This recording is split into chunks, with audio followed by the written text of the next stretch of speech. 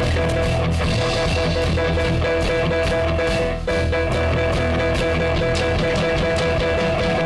kita semua umat pilihan Allah, dengarlah panggilannya, untuk genapi firman-Nya. Sekaranglah waktunya untuk berdiri bagi bangsa ini. Mari maju umat pemenang. Mari teman-teman kita maju, kita sama-sama bernyanyi. Hey, mari kita semua umat pilihan Allah, dengarlah panggilannya, untuk genapi firman-Nya. Sekaranglah waktunya untuk berdiri bagi bangsa ini. Mari maju umat pemenang. Bukan bangkit, nyatakan kemuliaan-Nya. Bukan bangkit, nyatakan kebesaran-Nya. Sampai setiap lutut berlutut, semua lidah mengakui Yesus Kristus dialah Tuhan, Raja segala raja. Katakan, dialah Raja. Teman-teman, lebih semangat lagi kita pulang dari awal. Mari sama-sama kita bernyanyi, muliakan Tuhan kita. Mari kita semua, umat pilihan Allah, dengarlah panggilannya, untuk genapi firman-Nya. Sekaranglah waktunya untuk berdiri bagi bangsa ini. Mari maju umat pemenang. Bukan bangkit, nyatakan kemuliaan-Nya. Bukan bangkit, nyatakan kebesaran-Nya. Sampai setiap lutut bertelut, semua lidah mengakui Yesus Kristus dialah Tuhan, Raja segala raja. Dialah, sama-sama, bukan bangkit. Haleluya. Nyatakan kemuliaan-Nya. Bukan bangkit. Lebih keras ya teman-teman.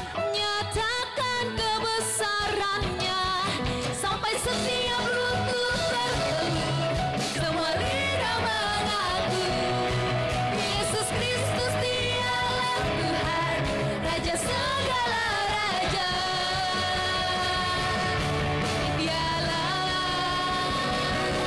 bukan bangkit, nyatakan kemuliaan-Nya. Bukan bangkit, nyatakan kebesaran-Nya.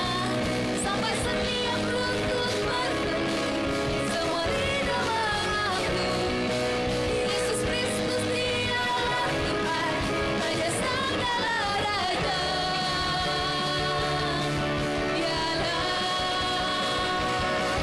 Raja. Amin. Beri kemuliaan untuk Tuhan, teman-teman. Haleluya.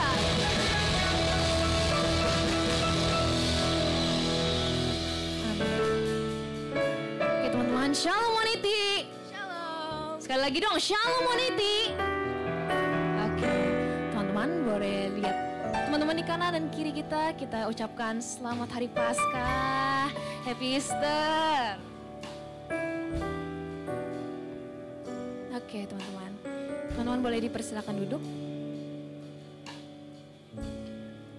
Kita sudah memuji nama Tuhan kita. Sekarang aku mau ajak teman-teman untuk kembali kita fokuskan pikiran kita fokuskan hati kita arahkan pandangan kita kepada Tuhan. Kita simpan distraksi lain-lain seperti HP, apapun itu kita simpan dulu. Kita mau menaikkan persembahan ini pada Tuhan kita. Yuk teman-teman, kita sungguh-sungguh menyembah Tuhan.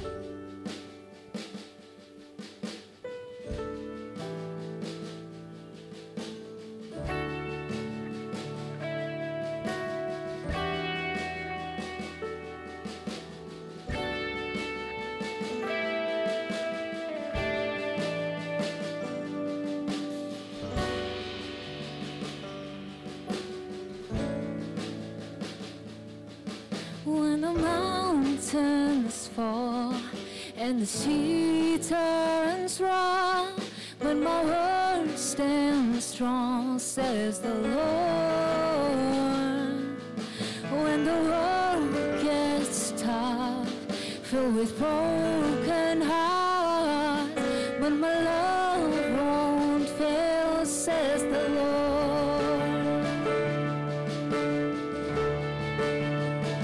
Your love is powerful, knees shall bow. Your love is mighty, the earth will shake. Your grace abounds in us. You're more than enough for me. Jesus, Jesus, Jesus, you're able to break every chains. Our lives in your hands. You're in control. Grace overflows in us. You're more than enough for me. Teman-teman, bangkit berdiri, yuk kita sama-sama memuji Tuhan. When the mountains fall and the sea turns raw, when my word stands strong, says the Lord. When the world gets tough, filled with broken hearts, when my love won't fail, says the Lord. And your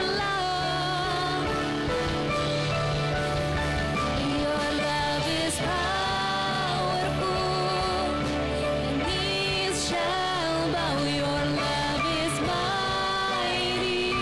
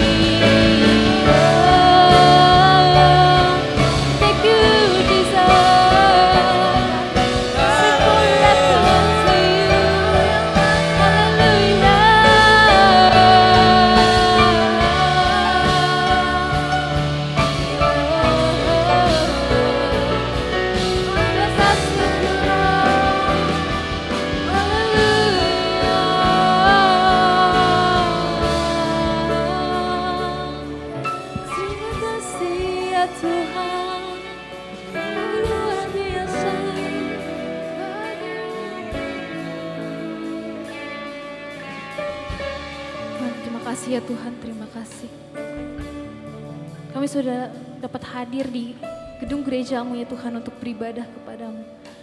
Kau tolong berkati rangkaian acara ibadah kami dari awal hingga akhir sehingga berjalan dengan lancar ya Tuhan. Kau tolong berkati setiap dari kami ya Tuhan yang datang pada hari ini supaya dapat mendengarkan firman-Mu dengan baik. Supaya dengan firman-Mu Tuhan, firman itu dapat mengubahkan hidup kami. Kami menjadi lebih dekat kepada Engkau ya Tuhan. Dan kami mendapat pelajaran berharga yang dapat kami terapkan ya Tuhan. Terima kasih ya Tuhan atas semua berkat-Mu. Dalam nama Tuhan Yesus, haleluya. Yang sama-sama percaya kita katakan, amin. Teman-teman masih ada semangat untuk memuji Tuhan, katakan amin. Oke, mari teman-teman. Mari kita tepuk tangan kita. Teman-teman yang mau maju, ayo kita undang maju, kita bersama-sama memuji Tuhan.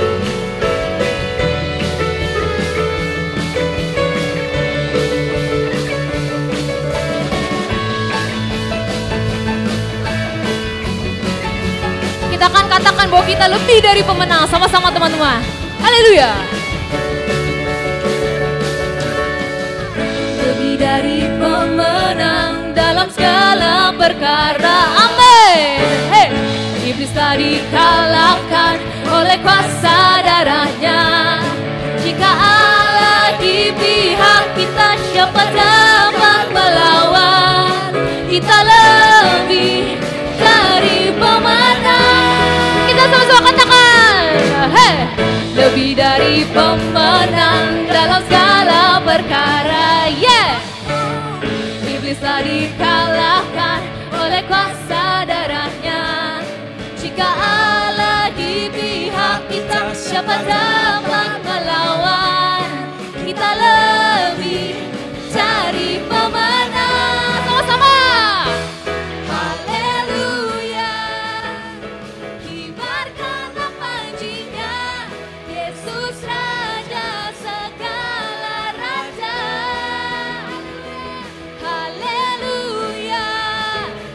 Bangkitlah gerejanya, kita lebih dari pemenang. Amin. Teman-teman lebih semangat lagi, kita katakan, kita menang. Sama-sama yang percaya kita katakan, hey. Lebih dari pemenang dalam segala perkara. Yeah. Iblis telah dikalahkan oleh kuasa darahnya. Jika Allah di pihak kita, siapa dapat melawan? Kita lebih dari pemenang. Haleluya. Kibarkanlah panjinya, Yesus Raja segala raja. Haleluya. Bangkitlah gerejanya, kita lebih dari pemenang. Hey. Amin. Kita akan sama-sama katakan teman-teman. Hey. Mari. Kita lebih dari pemenang. Kita lebih dari pemenang. Kita lebih dari pemenang. Kita lebih dari pemenang. Kita lebih dari pemenang. Hey. Kita lebih dari pemenang. Kita lebih lebih dari pemenang. Lebih dari pemenang. Jika Allah di pihak kita, siapa dapat melawan? Kita lebih dari pemenang. Haleluya, haleluya.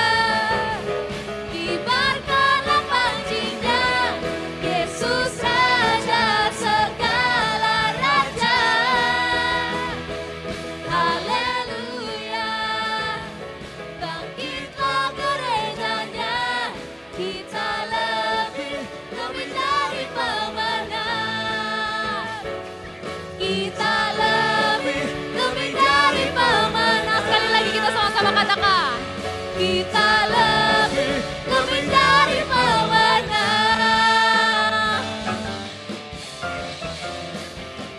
Amin. Beri kemuliaan untuk Tuhan teman-teman. Haleluya.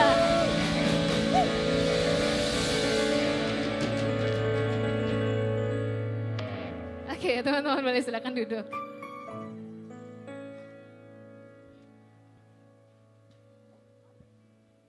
Teman-teman boleh siapkan persembahannya, dan kalau ada teman-teman yang belum dapat amplop persembahan, boleh aja angkat tangannya, akan dibantu oleh usher-usher di belakang.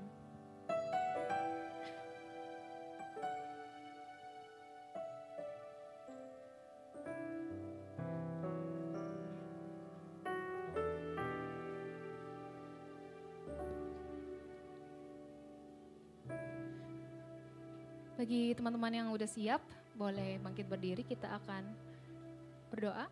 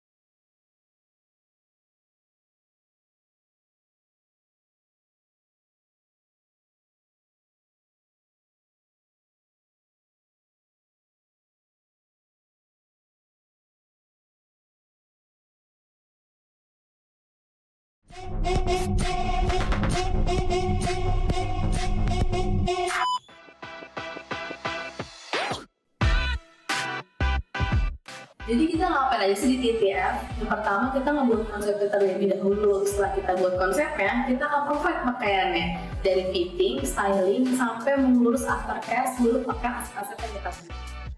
Di TTF aku belajar hal-hal baru seperti styling baju berdasarkan variasi bentuk tubuh dan juga membuat mood board untuk tim praise and worship GWI UTS.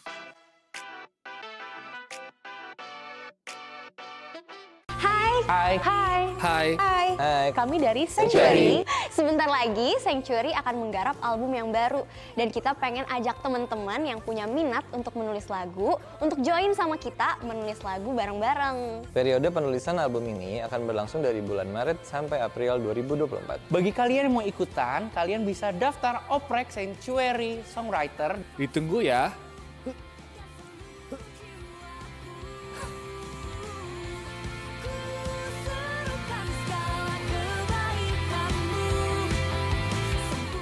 Maybe midnight or midday, never early, never late. Shalom Oneti, kembali lagi bersama gua Marvel dan gua Kenal di News Oneti minggu ini. Sebelum itu, kami mau mengucapkan Happy Easter. Semoga di perayaan Paskah hari ini kita semua bisa menjadi lebih dekat dengan Tuhan dan semakin intim lagi dengan Tuhan dan menjadi lebih bersemangat untuk memuji dan menyembah nama Tuhan. Oke, sekarang kita lanjutkan news minggu ini. Untuk info yang pertama, Wanita selalu mengadakan menara doa pada hari Sabtu jam 2 siang secara onsite. Untuk para pelayan diwajibkan untuk hadir dan bagi kalian yang belum pelayanan juga kami undang untuk menghadiri menara doa. Nah guys, gimana Nextflow kemarin? Seru kan?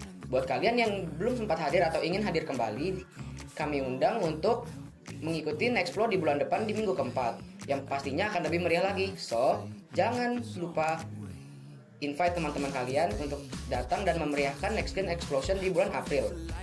Sampai jumpa.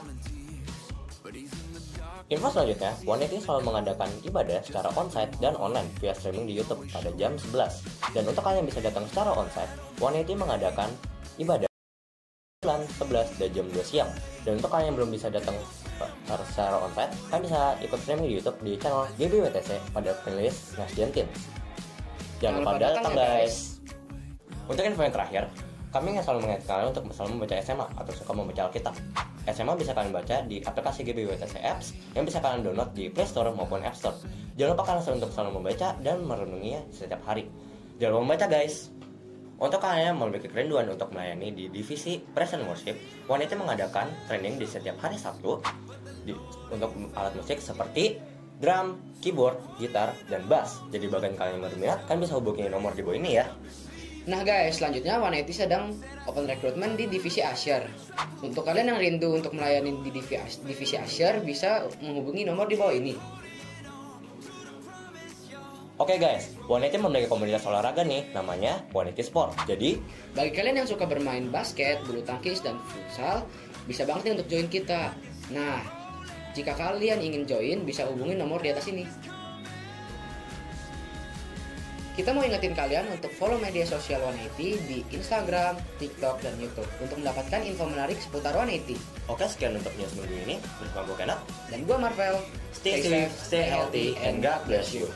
Dadah. Dadah. Lama banget guys. Kiri-kiri. Tahu banget ya. Kikir.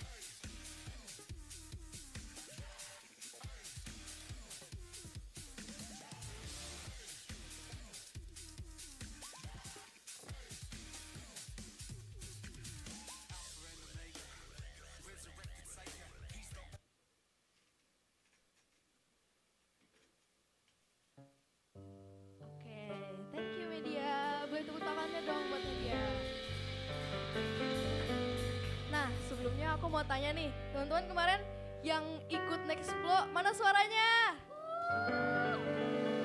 Seru banget gak? Oke, buat teman-teman yang belum sempet ikut Nextflow, tenang aja. Kita bakal adain Nextflow kapan? Minggu ketiga bulan April. Oke, jadi stay tune ya guys, kalian harus join. Dengar aja tuh suara-suara yang ikut Nextflow kemarin. Oke, sebelum kita lanjut, apakah di sini ada jemaat baru? Boleh angkat tangannya. Itu ada, sini ada,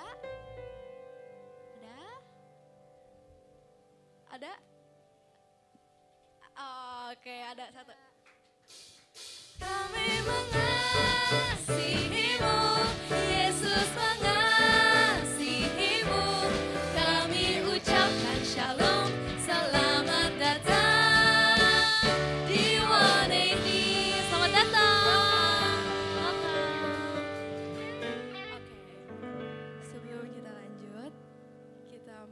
bersama-sama siapkan hati kita, pikiran kita. Kita mau kembali ke hadiratnya.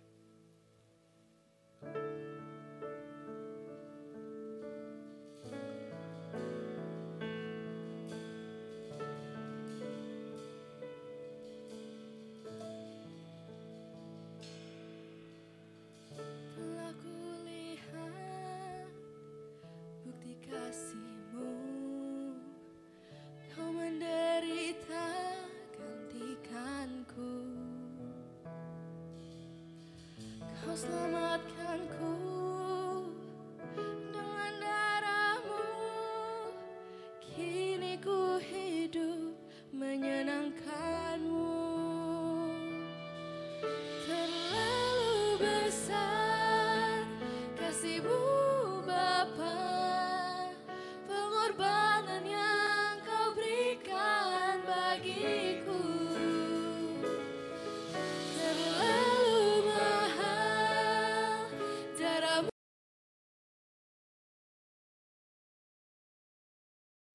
menebus hidupku.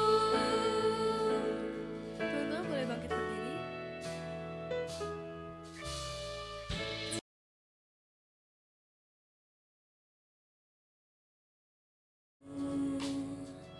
Kau menderita gantikanku, dengan darah-Mu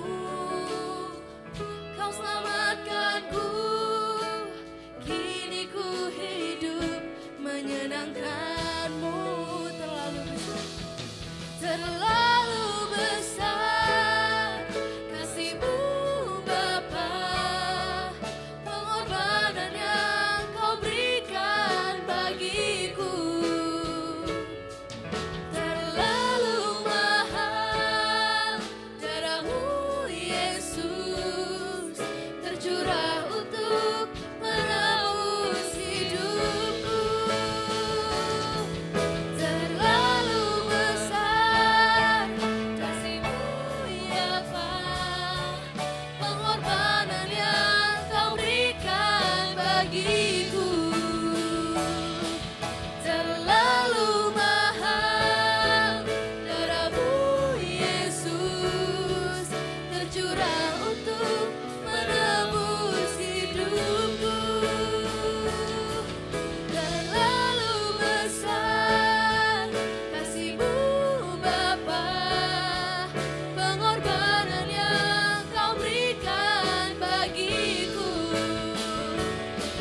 Terlalu mahal darah-Mu Yesus, tercurah untuk menebus hidupku. Tercurah ya Bapa, Tercurah untuk menebus hidupku. ya Bapa, tercurah di atas hidup, Tercurah untuk menebus hidupku.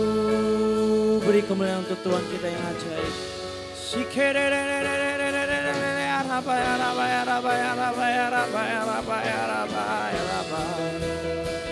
Kami sembah Engkau Bapa, sebab terlalu mahal ya Bapa. Terlalu besar kasih-Mu dan pengorbanan-Mu di hari. Tetapi Engkau kembali lagi ya Bapa, bangkit ya Bapa dari kematian.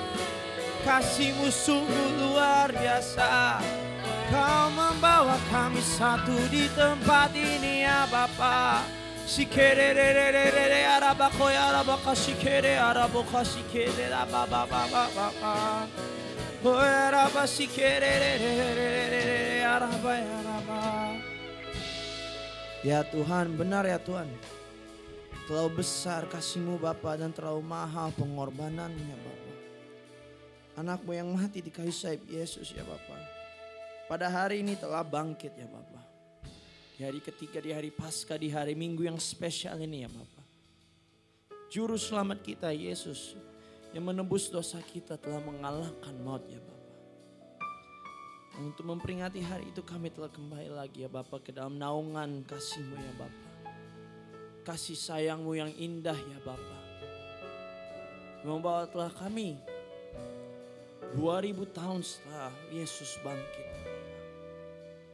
Dan sekarang kami telah datang untuk mendengar firman-Mu ya Bapa. Berkatilah hamba-Mu ini ya Bapa yang akan mewartakan iman-Mu, yang menyampaikan iman firman-Mu ya Bapa. Kiranya Engkau memberikan hikmat padanya ya Bapa. Akan dapat menjadi pengertian ya Bapa. Pengertian dan juga dapat dipahami dan dapat masuk ke dalam hati setiap umat. Dan berkatilah juga umat-Mu ya Bapa, anak-anak-Mu yang hadir di sini ya Bapa. Supaya pada saat mereka mendengar firman-Mu ya Bapa, menjadikan rema, menjadikan pengetahuan, menjadi bagian dari iman mereka dalam Yesus Kristus Juru Selamat yang telah bangkit ya Bapa. Inilah doa kami ya Bapa. Di dalam nama Yesus kita yang telah berdoa, sama-sama katakan amin. Kita beri tepuk tangan dulu untuk tim PW. Thank you tim PW. Oke, shalom semua. Sekali lagi shalom semua. Sudah makan belum? Belum ya? Malah belum. Udah atau belum makannya? Belum. Ya udah lu sendiri. Nah, oke, ini kayaknya belum pada kenal. Nah, berdiri aja ya. Gak ada yang duduk. Udah duduk semua. Oke, mungkin ini pertama kali juga saya melayani di sini. Oleh karena itu saya akan pertama-tama memperkenalkan diri. Jadi nama saya Teguh Nobo Joelingga. Kalian bisa memanggil saya itu Nobel, bisa Teguh, terserah. Yang penting jangan sampai pakai bahasa Indonesianya untuk yang Nobel ya. Nah itu beda arti itu, barusan tadi dibilang. Dan sekarang saya menduduki kelas 12. Jadi ya itu pengenalan singkat dulu. Dan sebelum itu saya ingin mengucapkan selamat Hari Paskah untuk kita semua yang hadir di sini. Boleh ucapkan kiri dan kanan selamat Hari Paskah, belakang depan. Ini hari yang spesial memang benar. Nah, oke. Nah, oleh karena itu lumayan nih topik yang kita akan bicarakan juga berhubungan dengan Paskah juga. Boleh ditampilin slide-nya? Nah,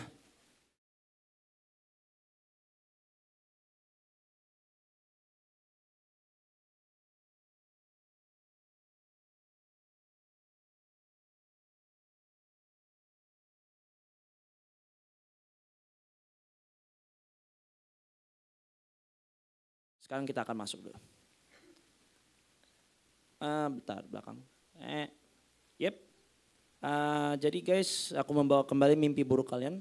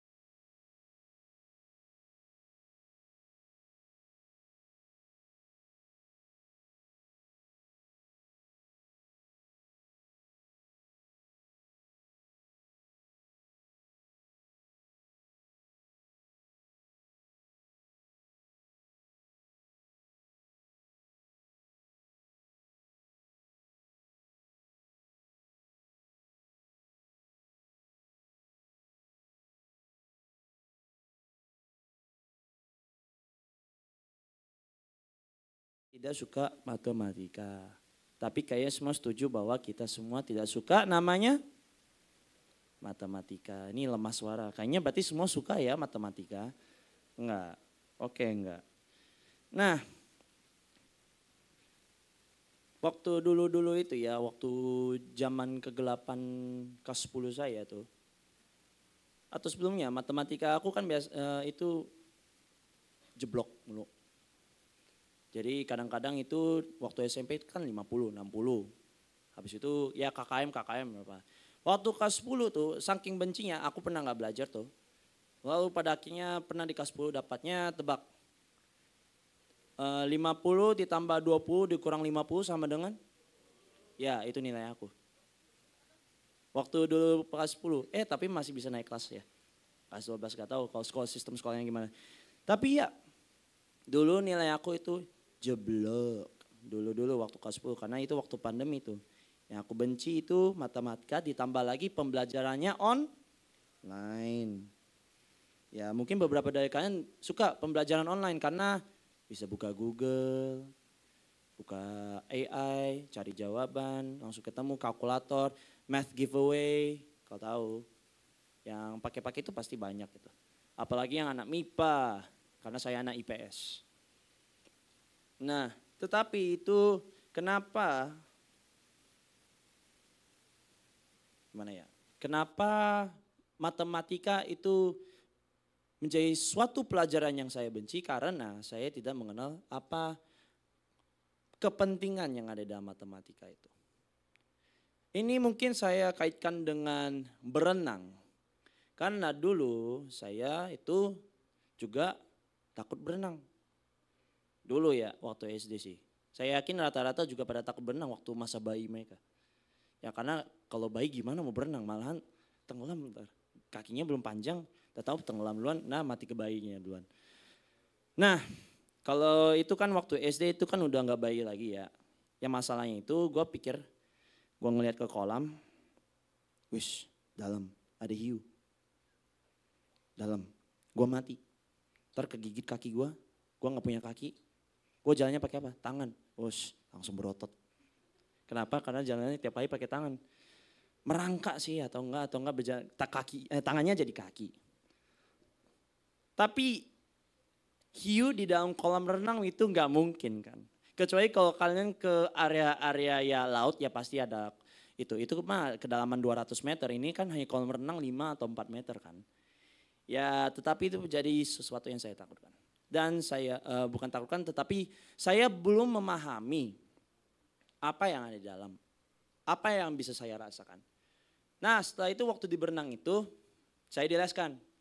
Leskan untuk berenang. Perlahan-lahan awalnya takut-takut, mulai jalan. Tapi mulai diajarin step-step tertentu.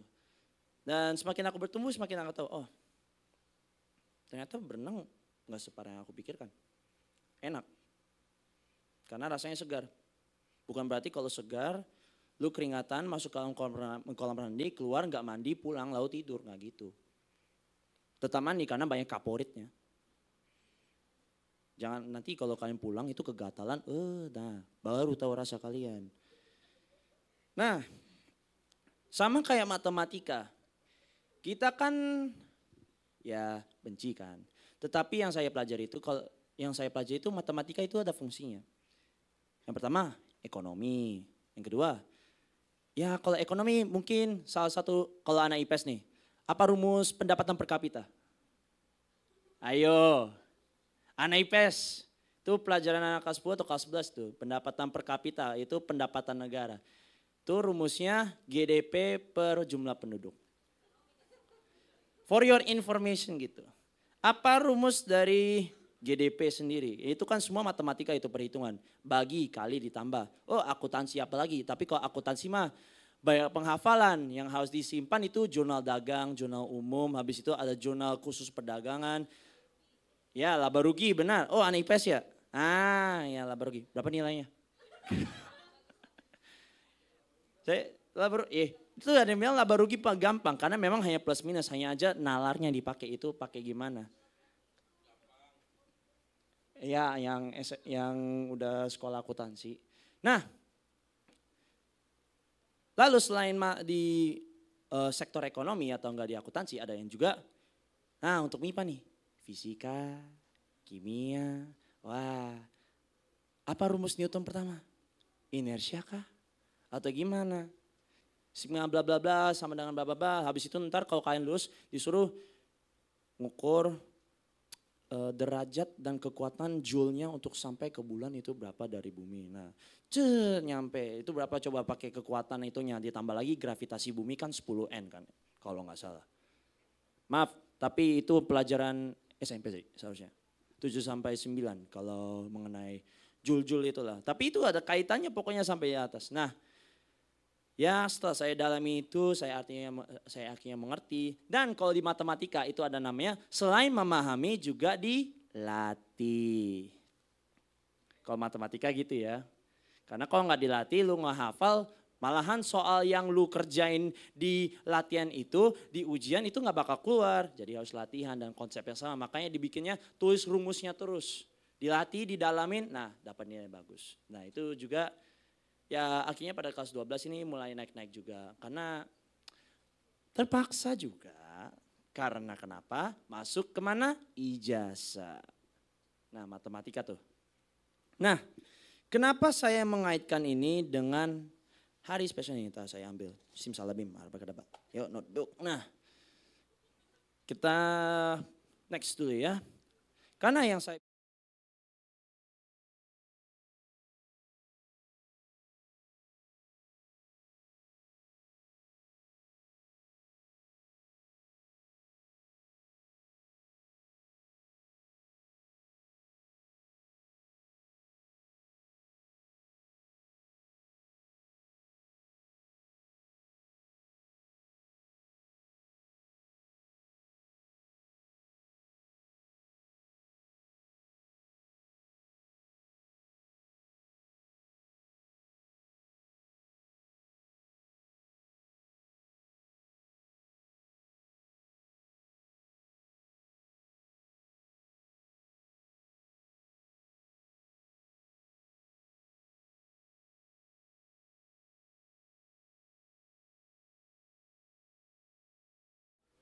di situ juga karena kasih.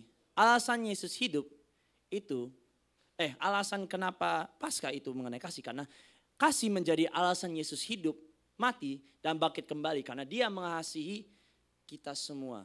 Benar gak? Karena sudah sering disebutkan di dalam ayat Alkitab tuh. Dan kembali lagi, Paskah.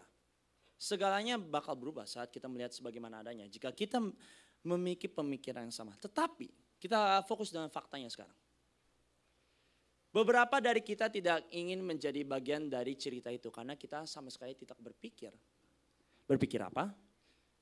Bahwa kasih itu seperti apa yang dimaksudkan. Apa itu maksudnya? Yang dimaksudkan kasih kan itu ada definisinya di KBBI. Ya buka aja HP kalian gimana tuh. Nah karena beberapa orang itu gambaran Tuhan itu gini. Kesal. Kenapa kesal?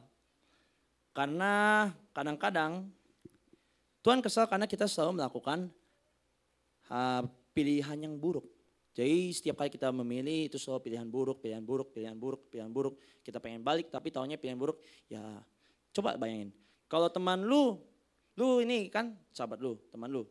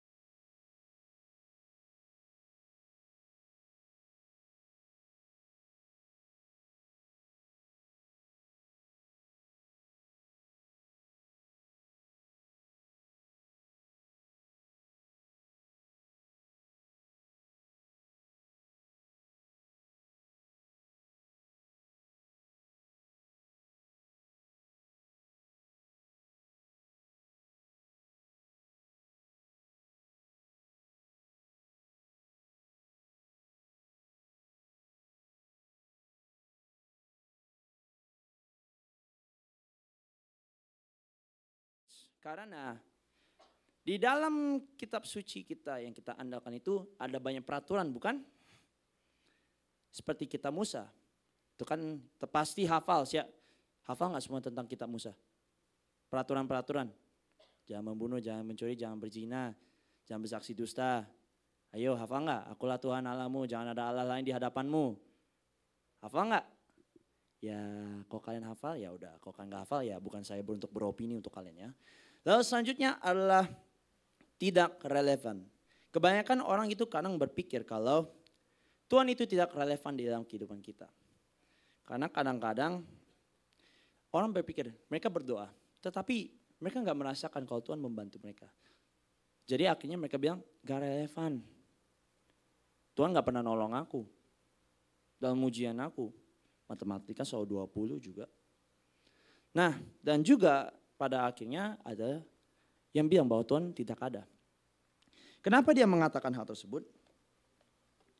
Karena dia berpikir, atau manusia kadang berpikir, bahwa Tuhan itu tidak peduli dengan apa yang terjadi pada dia. Kita nggak tahu cerita manusia tersebut, tetapi dia berpikir seperti itu. Nah, sekarang yang kita pertanyakan itu adalah, kita tahu nih pertanyaannya, apa yang akan kita lakukan dengan perbedaan antara apa yang seharusnya terjadi pada Paskah dan pemikiran-pemikiran tentang Tuhan yang sebenarnya yang mungkin kita miliki. Maksudnya apa? Lebih simpelnya gini, definisi Paskah itu adalah kasih. Dan kalau kita lihat Tuhan adalah kasih. Namun ada orang yang pemandangannya beda tentang Tuhan itu siapa? Yaitu yang tadi, kesal, marah, perfeksionis, tidak relevan, tidak ada, dan sebagainya. Ada pandangan hal buruk. Jadi yang kita pertanyakan bagaimana? Kenapa? Kenapa definisi Tuhan itu kasih tetapi ada orang yang pemandangan tentang Tuhan itu negatif, cenderung buruk. Dan kita dikaitkan dengan suatu fakta. Paskah itu sama dengan kabar baik, benar gak? Karena Paskah sendiri Tuhan Yesus telah bangkit dan mengalahkan dosa maut, amin? Nah, namun kabar baik tidak akan terlihat begitu baik jika Tuhan tidak terlihat begitu hebat. Kadang manusia itu perlu bukti. Punya 2 mata, melihat, wah hebat, baik. Masalahnya Tuhan punya wujud enggak? Dan bisa enggak kita lihat Tuhan? Enggak kan? Kebanyakan manusia juga berpikir seperti itu. Kadang manusia pikir kalau hebat is the synonym of baik. Kalau aku mengambil definisinya seperti itu. Kadang-kadang. Tetapi coba kita masuk. Ada satu hal yang kita lewatkan. Kenapa Tuhan itu menjadi kasih? Dan kita coba masuk dalam cerita kehidupan salah satunya adalah Yohanes Rasul Yesus. Ini sudah tertera nih. Yohanes Rasul Yesus. Dia adalah sahabat terdekat dengan Yesus. Terdekat. Berdasarkan yang aku baca. Dan juga yang ada di Alkitab. Yohanes itu cenderung orang yang lebih rendah hati. Yohanes itu cenderung lebih rendah hati dan lebih baik sikapnya daripada murid-murid yang lain. Makanya dibilang sahabatnya itu sahabat terdekat dengan Yesus. Dan kalau kita lihat sendiri dia penulis kitab Yohanes 1, 2, 3. Jadi ada total 4, 1, 2, 3, 4. Dan kalau dilihat lagi apa keterkaitannya dengan apa yang kita bicarakan sekarang mengenai Paskah. Satu lain adalah di 1 Yohanes 4 ayat 8b. Dikatakan bahwa Allah adalah kasih. Dan mari kita sama-sama bacakan 1 Yohanes 4 ayat 9 sampai 10. Dalam hal inilah kasih Allah dinyatakan di tengah-tengah kita. Kita coba baca 1, 2, 3. Dalam hal inilah kasih Allah dinyatakan di tengah-tengah kita. Yaitu bahwa Allah telah mengutus anaknya yang tunggal ke dalam dunia supaya kita hidup olehnya. Inilah kasih itu.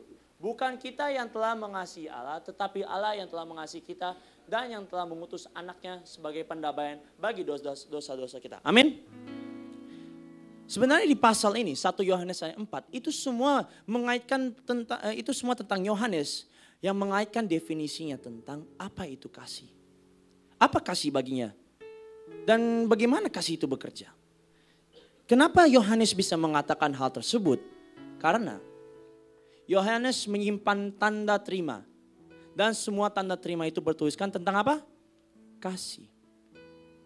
Berarti kalau kita kaitkan dengan konteksnya, Yohanes memiliki sejarah dengan Yesus.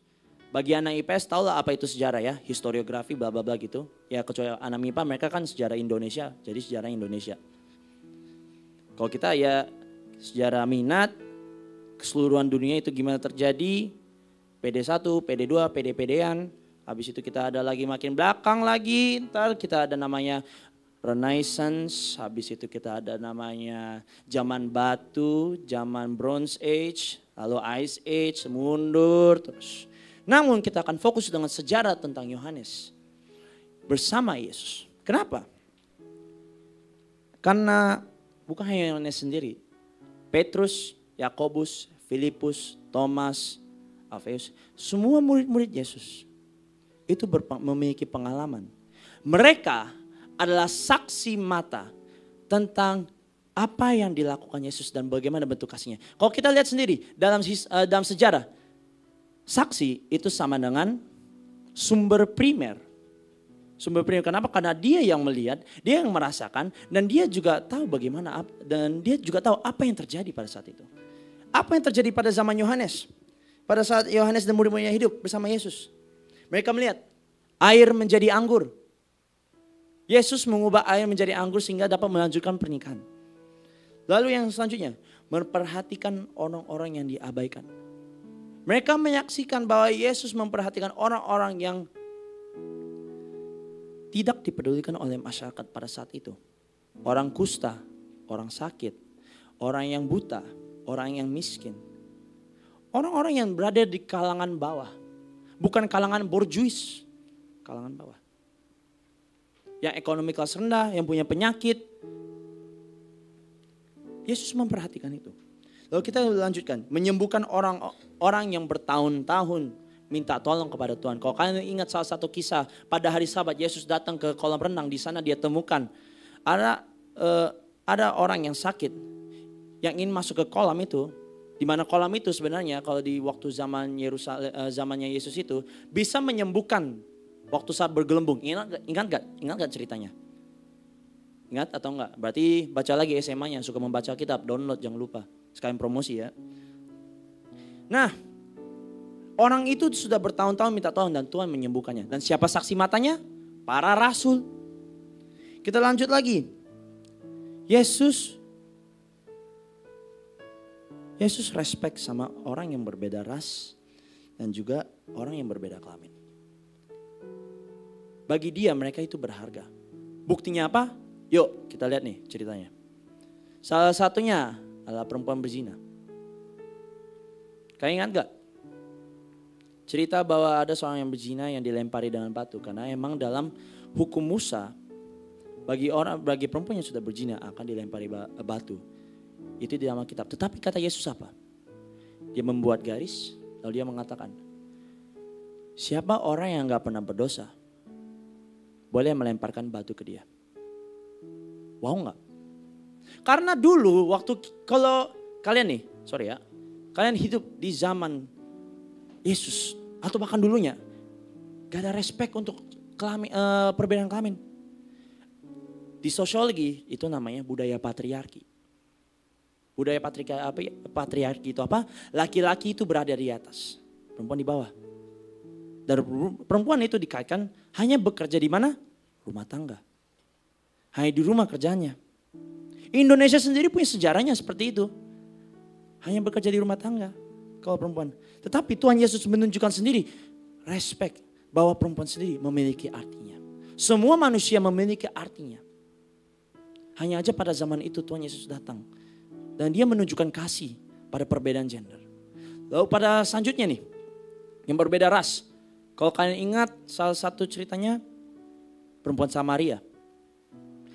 Samaria dan Israel itu bermusuhan dulu. Saling mendiskriminasi, saling menjauhkan. Tetapi Yesus, dia welcome sama perempuan Samaria itu. Dia malah berfirman dan pada akhirnya pada saat itu, dia tinggal di salah satu kota yang di dekat Samaria itu yang dipenuhi orang Samaria dan dia bernubuat di situ. Berarti dia tidak membedakan bagaimana dia menyampaikan firman-Nya kepada orang tertentu. Dia malah menyampaikan firman-Nya semua. Dan ini yang dilakukan juga oleh rasul-rasul. Pergilah dan ceritakanlah kasih tentang Yesus kepada seluruh bangsa-bangsa. Amin. Wah, gak ada aminnya. Nah, karena kalian di sini ada fungsi-fungsinya juga. Kita sekarang ini dikasih firman. Dan kita sudah dikasih roh sama Yesus, yaitu pergilah, nubuat. Jadikanlah bangsa-bangsa muridku. Amin. Nah, itu. Kalau kalian perlu bukti lagi, itu juga tentara Romawi itu. Ingat gak ceritanya? Tentara Romawi datang kepada Yesus, dia pimpinan. Dan dia minta pertolongan Yesus untuk menyembuhkan hambanya. Dan dia percaya akan Yesus. Dan Tuhan malah menyembuhkan. Dia menyembuhkan hambanya yang sakit. Berarti Tuhan sendiri gak membedakan siapa yang dia ingin sembuhkan. Dia sembuhkan semua orang. Dan dia juga menghadapi orang yang menyalahgunakan kekuasaan. Maksudnya konteksnya apa? Kalau kita tahu dulu orang Farisi itu sering menyalahkan kekuasaan yang ada pada tangan mereka. Mereka adalah pemimpin agama, tetapi mereka suka memakai kehendaknya. Kalau kalian ingat juga, sebelum Paulus mengganti namanya, dia kan namanya Saulus kan. Pada saat itu orang Farisi itu dikirim. Untuk apa? Membantai orang Kristen. Menangkap. Pada saat itu orang Kristen pada zaman-zaman Romawi dan juga pada saat orang Farisi itu banyak dihujat. Kalau kita hidup di waktu sana, kita banyakkan bakal dicari, bisa ditangkap, atau dibunuh. Bahaya. Tetapi Yesus melawan orang-orang Farisi itu yang menyalahgunakan kekuasaannya. Wow enggak?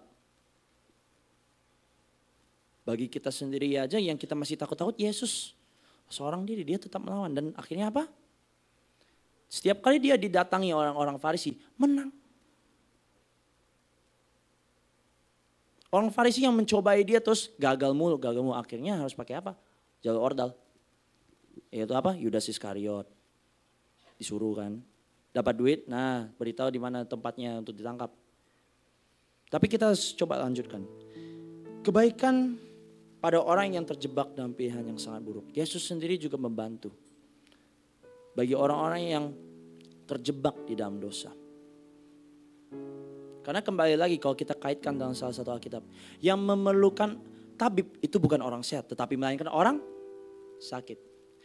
Yang memerlukan penyelamatan bukan orang yang suci, tetapi orangnya berdosa. Konteksnya gitu. Dan semua hal itu disaksikan oleh siapa? Murid-murid Yesus. Dan salah satunya adalah Yohanes. Makanya di dalam 1 Yohanes pasal 4. Itu banyak deretan tentang apa itu kasih Tuhan. Kita next. Dan oleh karena itu saya ingin menyampaikan. Bagi kalian ini yang tidak mengetahui kasih Tuhan itu seperti apa. Atau pemikiran kalian berbeda. Tidak bisa menyamai tentang arti Paskah itu gimana. Nah ini aku sampaikan. Yang pertama stepnya adalah jujurlah tentang pemikiranmu tentang seperti apa Tuhan. Maksudnya apa? Kalian punya pendapat opini kalian sendiri itu Tuhan gimana kan? Tapi apakah opini kalian mengenai Tuhan itu sama seperti ini? Gak usah pakai yang seharusnya ya. Tetapi jujur aja. Apa yang kalian lihat tentang Tuhan?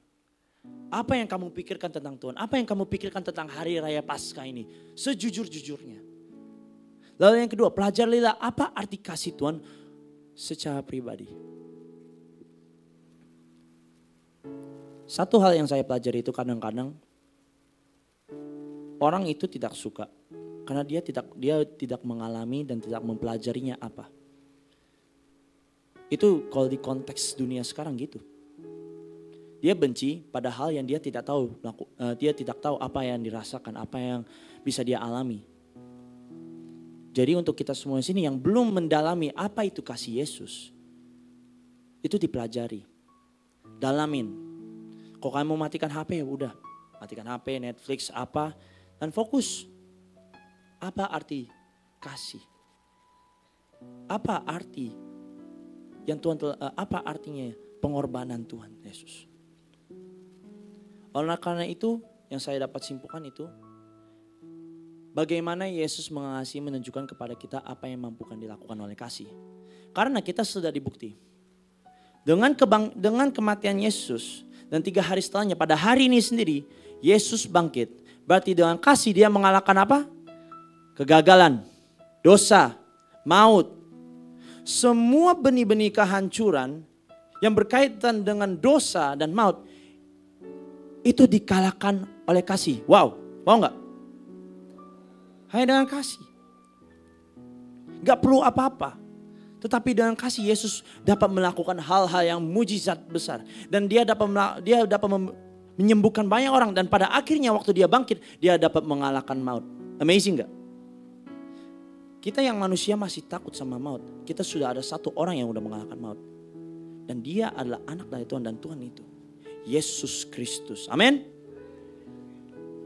Oleh karena itu, yang saya dapat simpulkan dari yang saya baca hari ini.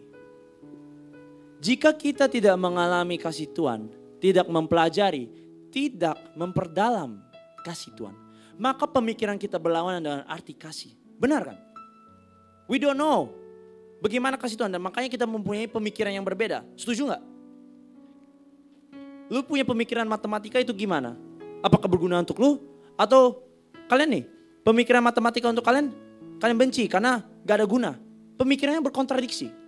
Namun jika kita melihat arti dan mengalaminya dan mempelajarinya dan memperdalam kasih Tuhan itu apa, maka pemikiran kasih Tuhan itu akan berubah. Dan maka definisi Paskah itu sendiri adalah kasih Yesus yang telah mengalahkan maut dan dosa dan bangkit kembali. Amin. Oleh karena itu aku ingin semua di sini, jika ada kesempatan waktu kalian pulang nanti, pelajarilah dulu kasih. Kasih itu untuk kalian itu seperti apa?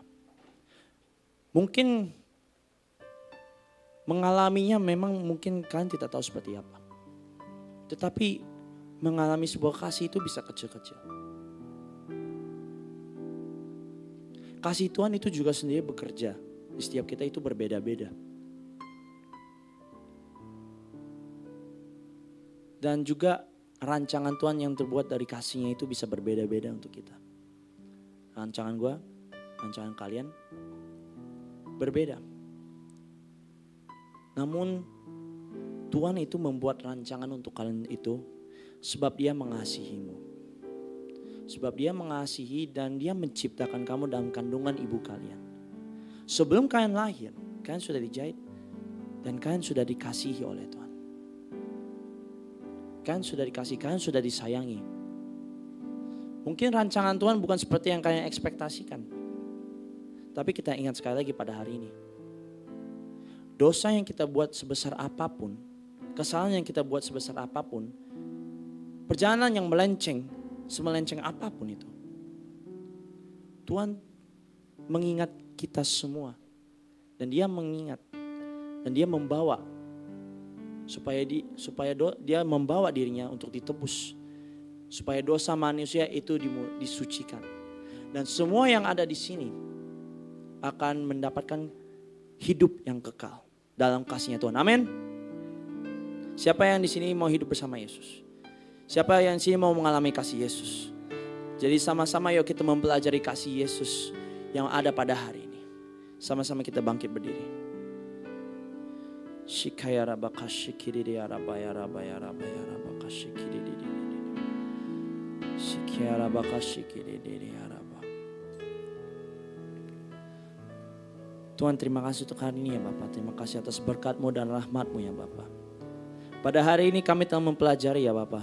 Apa kasih ya Bapak? Apa kasih sesungguhnya Bapak? Dan kenapa banyak orang itu bisa beda pendapatnya tentang kasih. Dan kami mempelajari. Untuk mengenal kasih-Mu kita sendiri harus mempelajarinya lebih dahulu. Memperdalaminya. Merenungkannya Bapak. Engkau Tuhan yang pengasih ya Bapak. Tuhan yang menyayangi setiap dari kita ya Bapak. Kasih-Mu ya Bapak. Yang selalu ada beserta kami ya Bapak. Di masa jatuh kami. Di masa bangga kami. Di masa kekelaman kami. Kasih-Mu selalu menyertai ya Bapak. Walaupun kita tidak mengerti. Benar Engkau Tuhan pengasih ya Bapak. Tetapi kami kembali lagi berdoa ya Bapak. Supaya Engkau juga membantu kami mendapatkan hikmat. Tentang apa kasih yang ingin Kau sampaikan. Dan pengorbanan yang telah Kau berikan ya Bapak. Kepada kita ya Bapak. Pengorbanan yang telah Kau berikan dengan anak-Mu yang tertunggal ya Bapak. mati di kayu salib untuk menebus dosa kita semua ya Bapa. Ajarilah kami ya Bapa, kasih-Mu yang sempurna, yang tiada batasnya dan tetap setia selalu ya Tuhan. Sebab Engkau telah mengasihi kita terlebih dahulu ya Bapa. Dan Engkau Bapa kekal yang mengasihi kita selama-lamanya Bapa. Inilah doa kami ya Bapa. Di dalam nama Yesus kita yang telah berdoa, sama-sama katakan amin.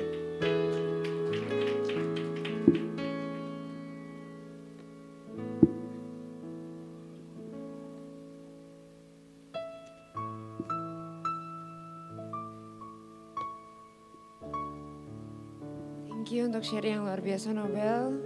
Yang diberkati boleh katakan amin. Oke yuk mari sama-sama sebelum kita breakout atau small group. Kita sama-sama berdoa.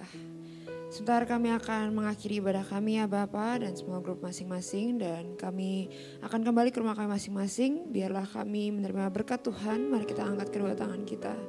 Biarlah berkat yang berlimpah-limpah dari Allah Bapa kita, cinta kasih yang sempurna dan anak yang tunggal, Tuhan Yesus Kristus, dan dalam penyertaan, penghiburan dari Allah Roh Kudus turun atas kita semua. Mulai hari ini sampai Tuhan Yesus datang kedua kali di awan-awan permai. Dan bahkan sampai selama-lamanya. Yang diberkati sama-sama katakan amin. God bless you, happy Sunday. Yuk boleh ke small